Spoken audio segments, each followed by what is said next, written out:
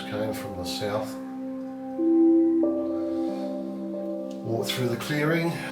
The sun was on it, so I could see that it, when it came out of the bush into the clearing, it was quite massive, quite huge. I'd say at least 8 foot. It was unforgettable.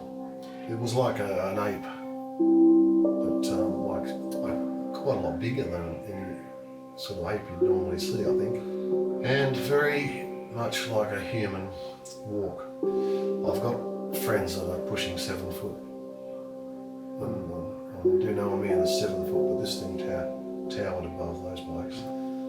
Very, very big, very broad, very deep through the chest.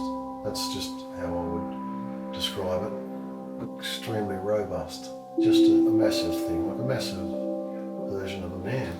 I'd say it was probably a dark rust colour, like a reddish gingery sort of a colour. The hair was pretty much like a gorilla or an ape. It wasn't short, but it was reasonably long and matted, I imagine. Just he looked unkempt. I walked into the shrubbery on the north end of the clearing bit where the spring was and gone for it.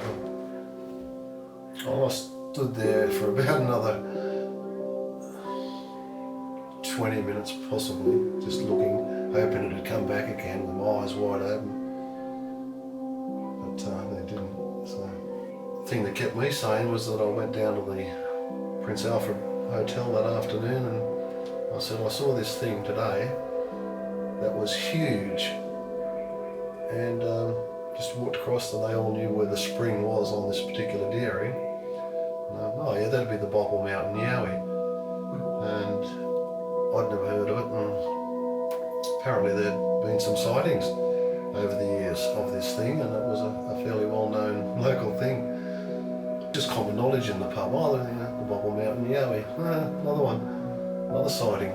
There was an old fellow who used to be always barefoot. He never ever wore shoes, and he used to wander the mountains shooting rabbits and stuff with another old fellow. The other old bloke was in his 80s and this bloke at the time was in his 70s.